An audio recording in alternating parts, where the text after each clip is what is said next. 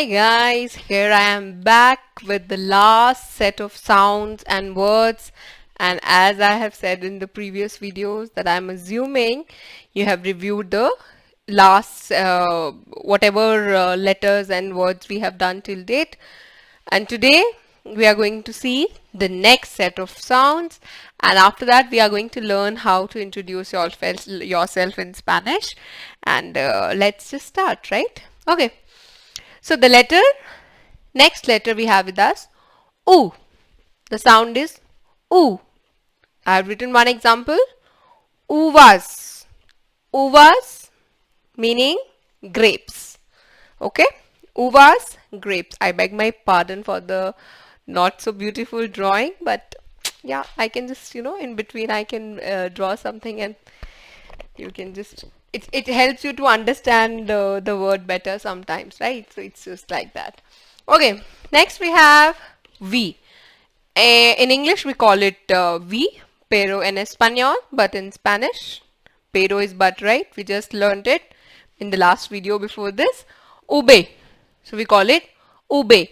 The sound of V is basically B or B or V, both are fine, in different parts of Spanish speaking countries both are acceptable. They are pronounced differently, so I think V, B, both are fine. So I can call it this word ventana or ventana. That's also just fine. Okay, the meaning of ventana is window. Okay, next we have with us ube doble. Now this is very interesting. You remember the letter K?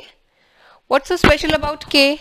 That in Spanish we hardly have any word with K. They have all taken it from, mostly, not all, they have mostly taken it from English language, like kilo and cara. Okay, so if you read the examples you would relate to this very clearly, because Washington and windsurf, they both are also just the same. They have taken it from English. So yeah, but the pronunciation will be little different. So it will be like Washington or windsurf. In English we call it windsurf, pero en español, but in Spanish we call it windsurf, sorry. Yeah, windsurf in English, windsurf en español. ¿Sí? ¿Está claro? Muy bien. Next one. X. In English it's X, but pero en español, in Spanish we call it X.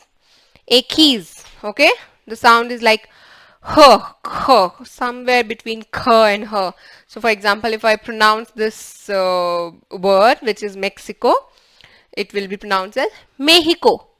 Mexico or Mexico is also fine, somewhere between her and her. So Mexico is just fine. If you say Mexico, it's just fine. Okay, next we have with us E.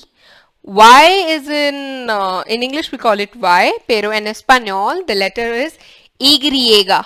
Okay, the sound of this is E. We'll see from a few examples. I have written two because I thought that it is better to introduce, to put an extra word for this letter. You will see. Voi or boy. Voi is better. Voi. You see how am I pronouncing Y as E? This is voi. I go. Yo voy. Yo voy a la escuela. I go to the school. Simple. A la escuela, school. Yo voy a la escuela. Okay. Next word. You would wonder, I have written only one letter. How can this be a word? Yes, this is a word. If I give you one example, if I need to say A and B in Spanish, I will say A, I, B. Okay. For example, if I say Anna and John, in Spanish I will say Ana y Juan. Okay, A and B, Anna and Barbara, Ana y Barbara. Okay, E, the stress is on E, so Y in itself is a word. Please make a note of it. Okay, we have our last letter with us, which we call Zeta. The sound of Z is S. Okay, zapato. I'm pretty sure you all remember A is A, T is T, and the sound of Z is zapato. please write down, it's never z. If you call it zapato, incorrecto. Incorrecto. Correcto is correct. Correct is zapato, because of the fact that the sound of Z is so. Is that clear? So before we go ahead, what do?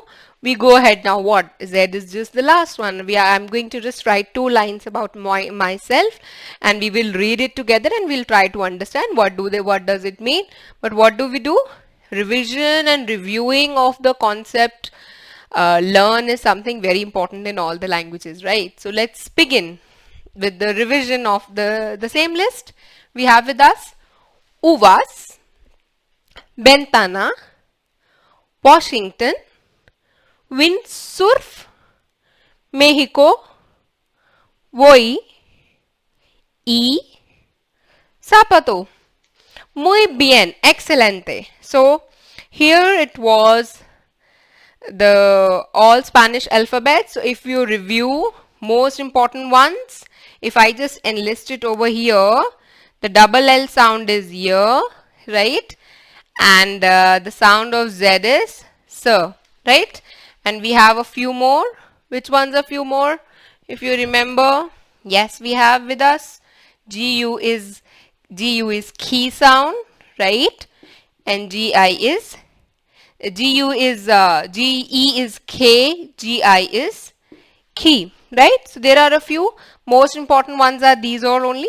This is just the summary of all the different sounds what we have. Mostly if you see, all mostly are same as in English, but with different Spanish words we learn the different sounds. Okay, are we good with this? So let's start our introduction in Spanish. How do we call, or how do we just introduce ourselves, right? Let's see this. Meanwhile I write, what you can do is you can guess the meaning of the sentence I am writing. Okay, so either you say this one, let me just write, and you will be able to understand what I am saying, or what I am writing actually, right? So what have I written? Me llamo. Now if you have mastered the pronunciation, guys, you would be able to read it correctly.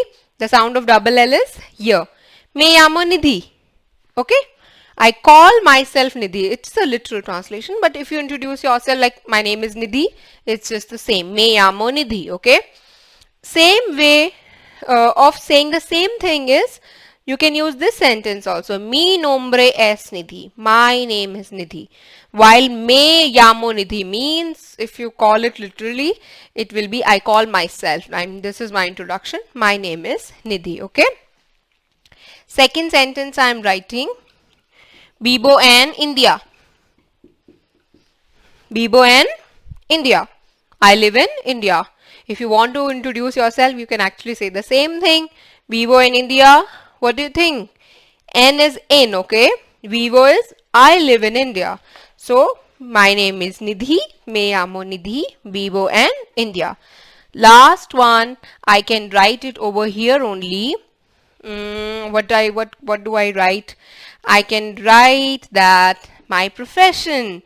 Yo soy profesora. I am a teacher. Okay, ¿está claro? Muy bien. Okay, correcto entonces. Correct then. So here we go. I hope you have enjoyed the whole series of sounds and alphabets. And yeah, hasta luego. See you. Bye.